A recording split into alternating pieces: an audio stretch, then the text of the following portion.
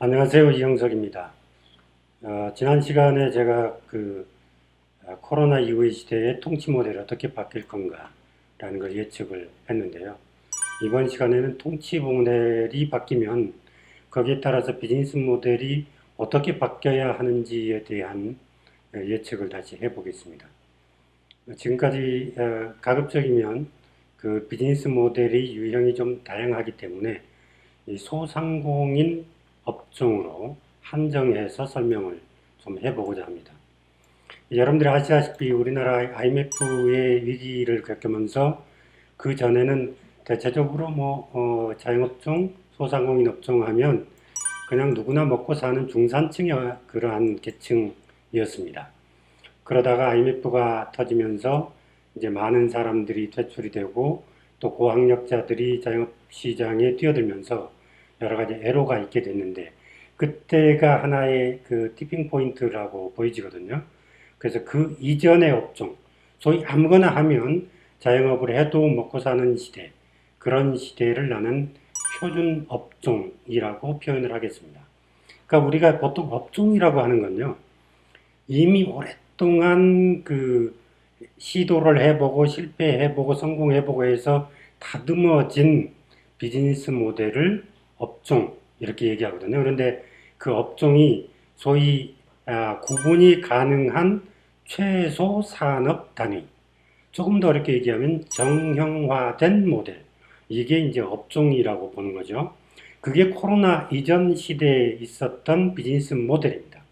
근데 코로나 이전 시대에 또 다른 모델이 생겼어요. 그러니까 IMF가 생기고 카드 대란이 생기면서 일어나면서 많은 사람들이 자영업으로 이렇게 투입이 되니까 뭔가 차별화 요인을 찾아야 됐거든요. 그래서 기존의 표준 업종에다가 시너지 업종을 하나를 더 얹게 됩니다. 예컨대 카페를 하다가 거기에다가 아이스크림을 같이 먹는다거나 커피 전문점을 하다가 빵집을 먹는다거나 이렇게 두 가지의 업종을 묶게 되는 거죠. 그런데 가만히 생각해 보세요. 그 전에 표준 업종이라는 게 동그라미라고 가정하면 그 동그라미 하나를 더 붙인 거거든요. 그러니까 이걸 저는 통합했다라고 표현을 합니다. 그러니까 통합한 업종으로 나타난 거죠. 그러니까 같은 본질은 변하지 않는 게 두 가지가 붙어서 나타난 업종입니다. 그래서 소위 새롭게 접목된 업종을 저는 시너지 업종, 그 다음에 기존에 있었던 업종을 표준 업종 이렇게 표현을 하겠습니다. 그래서 두 가지를 같이 묶어서 새롭게 나타납니다. 거기까지가 우리가 코로나 이전 세대에 나타난 업종의 유형이라고 보겠습니다. 근데 갑자기 또 코로나가 왔습니다. 그럼 코로나 공면 뭔가가 또 다른 모형으로 다시 재구조화가 돼야 될 것 같은데 그럼 어떤 방식으로 나타날까라는 거 우리가 예측을 한번 해볼 필요가 있겠죠. 근데 그동안에는 다시 설명을 하자면 표준 업종에다가 시너지 업종을 붙어서 신업종이 나왔잖아요. 근데 거기까지가 코로나 이전이었잖아요. 그 다음에 이제 코로나가 왔으니까 그 다음에는 뭔가 새로운 업종으로 뉴 노멀 시대니까 그렇게 돼야 될 텐데 그런 어떤 업종으로 해서 경쟁력을 갖게 될까라는 것을 생각을 해보면 그 전에 신업종에다가 그게 동그라미라고 하면 이번에 새로 붙여질 업종은 네모 모양이 될 거예요. 그러니까 동그라미와 네모가 두 개를 이렇게 붙여가지고 어떤 모형으로 바뀔지는 아직 누구도 잘 모르겠어요. 그러나 그 업종을 나는 컨버전스, 소위 융합 업종이라고 얘기를 하고 싶습니다. 다시 얘기하면 표준 업종에서 전통적인 표준 업종에서 통합된 업종으로 다시 융합된 업종으로 이렇게 지금까지 이제 변화돼 왔다는 거죠. 그렇다면 이제 앞으로 어떤 상황이 될까라는 것을 또 고민해 봐야 되지 않겠어요? 그런데 그러면 그동안의 신업종에다가 소위 말하면 표준 업종에다가 시너지 업종을 묶어서 새롭게 나타난 업종, 그 업종에다가 무엇을 얹어야 될까? 그 네모라는 게 뭘까? 라는 걸 고민해 볼 필요가 있죠. 그 네모를 저는 그냥 그 무엇이라고 표현을 하겠습니다. 그 무엇이라는 게 무엇일까? 그것은 크게 나누어 생각하면 기술이 될 것이다. 그리고 기술을 기반으로 한 시스템이 될 것이다. 이렇게 예측을 합니다. 예컨대 우리가 그러면 코로나 이후의 시대에 나타날 업종이 그 드라이브 스루라든지 워킹 스루 뭐 이런 것들이 나타난다고 얘기를 했잖아요. 그럼 그것이 그냥 가만히 앉아 있으면서 차가 가면서 이렇게 받아가라 이렇게 얘기할 수는 없잖아요. 그러니까 그 안에는 기술과 시스템이 들어가야 돼요. 그러니까 기술과 시스템은 IT가 기반이 돼야 되죠.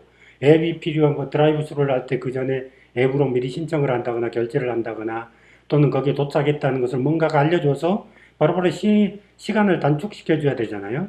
그 다음에 언택트 상태로 유지가 돼야 되고 이런 것들이 그냥 가만히 있으면서 물리적인 시스템으로 가기가 어렵거든요. 그러니까 여기에 IT의 시스템, 솔루션이 거기에 붙어서 새로운 모델이 나타날 것이다. 그래서 나는 그것을 메쉬 업종이다. 이렇게 표현을 하고 싶습니다. 그러니까 메쉬 업종은 뭐냐면 쉽게 얘기하면 기존의 청바지를 가지고 그냥 청바지를 재활용해서 쓰는 게 아니라 청바지의 바지를 잘라서 그것을 뭐 이렇게 액세서리를 만든다거나 이런 그러니까 원래의 태생적으로 가지고 있던 그 용도와 전혀 다른 형태로 나타난 형태를 메쉬 업종이라고 얘기를 할 수 있겠습니다. 그래서 앞으로는 그런 업종이 대세가 될 것이다. 그런데 그렇다면 그 업종이 어떤 모형으로 나타날까라는 생각을 또 해볼 필요가 있지 않겠어요? 그래서 가장 먼저 생각할 수 있는 게 드라이브 스루라는 것은 이제 많이 나타날 것 같습니다. 그런데 드라이브 스루는 우리나라 지형상, 소위 입지 조건상 모든 업종이 드라이브 스루를 하기는 어려워요. 그래서 미국이나 호주처럼 여기 땅덩어리가 넓다면 충분히 차가 네다섯 대를 이렇게 대기하게 할 수도 있지만 우리나라는 그런 입지를 찾기가 어렵고 또 비싸잖아요. 그래서 드라이브 스루는 현실적으로 그다지 많지 않겠다. 우리가 그 소상공인 소위 자영업을 분류를 하면 평균 전체적으로 한 174개 정도 업종이 되거든요. 그 가운데서 드라이브 스루로 할 수 있는 게 몇 개 되지 않아요. 식료품점, 농산물점, 그 다음에 커피 전문점 이런 형태로 따지면 12개 정도? 그것 가운데서도 입지가 안 맞으면 또 그게 안 되잖아요. 그래서 또 다른 모형이 나타날 게 이제 워킹 스루 모델이 될 것이다. 우리나라에서는 워킹 스루라고 하지 합니다만 어쨌든 워크업 윈도우라고 표현을 하겠습니다. 워크업 윈도우 모형이 나타날 것이다. 지나가다가 창문에 고개를 드밀고 하나를 받아가는 그런 형태가 되겠죠. 물론 커피 전문점 같은 게 되겠고요. 근데 그것은 이제 오피스가라든지 사람이 많이 유동인구가 많은 쪽에 그 땅값도 비싸고 하니까 그냥 조그마한 3, 4평 정도로 해서 접근하는 방법으로 나타나게 될 것이다. 이것은 174개 업종 가운데서 약 34개 업종이 여기에 해당합니다. 그 다음에 또 하나는 이제 찾아가는 서비스 모델이 나타날 거예요. 여러분들이 아시겠습니다만 중국에서 모비마트라는 게 있어요. 식료품점인데요. 그것은 그냥 움직이는 소매점이에요. 그러니까 우리 집에 앞에 와서 그 안에서 가이드로 AR 기술을 활용해서 가이드가 설명을 합니다. 이렇게 이런 방법으로 하면 구매할 수 있습니다. 이렇게 설명을 하죠.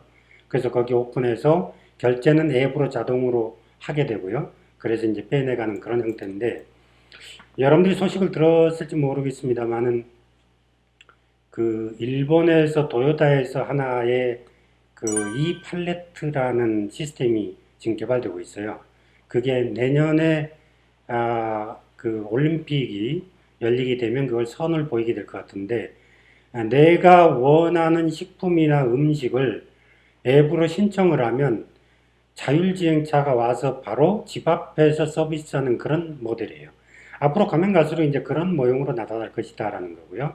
아마존고 아시죠? 아마존고도 결국에는 지금은 이제 그 로케이션 중심으로 입지 중심으로 이렇게 지금 서비스를 하고 있지만 장기적으로는 이동형으로 이 사람들이 지금 개발 중이거든요. 그러니까 그렇게 갈 것이다 라는 게 세 번째 모형이 될 것 같습니다. 근데 마지막으로 하나를 나는 더 덧붙이자면 앞으로는 디지털 월샵이 등장할 것이다 이렇게 예측을 합니다. 예컨대 뭐냐 하면 여러분들이 벽면에다가 상품을 진열을 하죠. 물론 그게 이제 이미지이겠죠. 거기다가 이제 QR코드를 붙인다거나 해서 거기에서 바로 하면은 바로 주문 오더가 떨어지고 배달이 진행되는 그런 모형으로 가게 될 것이다 라는 예측을 해봅니다. 근데 이게 이제 만약에 제대로 좀 활성화가 된다고 가정하면 동네에서 서로 잘 안 되는 가게들끼리 벽을 좀 이렇게 지원을 해준다거나 해서 이게 상생 모형으로 나타날 가능성도 있다. 긍정적으로 본다면 이렇게 크게 네 가지 모형이 될 것이다. 포스트 코로나 시대에는. 그래서 보통 우리가 비즈니스 모델을 처음에 말씀드렸듯이 이 구분이 가능한 최소 산업 단위를 업종이라고 하고 그것은 오랫동안 잘 다듬어진 비즈니스 모델이라고 말씀드렸죠. 그런데 그것은 우리가 지금 우리 자영업 시장이 굉장히 포화잖아요. 그러니까 지금 우리나라에 78명 가운 정도의 하나 정도의 음식점이 있는데요. 이게 그러다 보니까 굉장히 포화 상태인데 그 포화 상태이다 보니까 업종은 포화다라는 말을 많이 듣게 되죠. 그런데 비즈니스 모델이 포화다라는 말은 듣지 못했죠. 그러니까 비즈니스 모델은 그게 업종이 표준화된 게 아니기 때문에 다릅니다. 그래서 비즈니스 모델을 조금 더 설명을 미래형 그 소상공인의 비즈니스 모델을 조금 더 구현해서 설명을 드리자면 하나의 가치를 포착, 창조, 전파하는 방법의 논리적 설명을 비즈니스 모델이라고 합니다. 그러니까 그것은 정형화되지 않았기 때문에 비정형 모델이 되는 거죠. 그래서 앞으로의 모든 비즈니스 모델은 비정형을 정형화하는 과정으로 또다시 리모델링 될 것이다. 소위 재구조화 될 것이다. 이렇게 예측을 해봅니다. 여러분들이 지금 만약에 어떤 업종을 창업하거나 현재 운영하고 있다고 하면 그것이 새로운 무엇이 기술이나 시스템이 된다고 말씀드렸는데 그런 것들을 좀 보완해서 어떻게 이 포스트 코로나 시대를 이겨낼 것인가를 고민해 볼 필요가 있겠습니다. 자, 비즈니스 모델은 이렇게 새롭게 바뀌는 것에 따라서 누가 선점하느냐에 따라서 굉장히 큰 돈을 벌 수도 있는 거죠. 자, 여기까지 비즈니스 모델이 어떻게 포스트 코로나 시대에 바뀌는지에 대한 예측을 해봤습니다.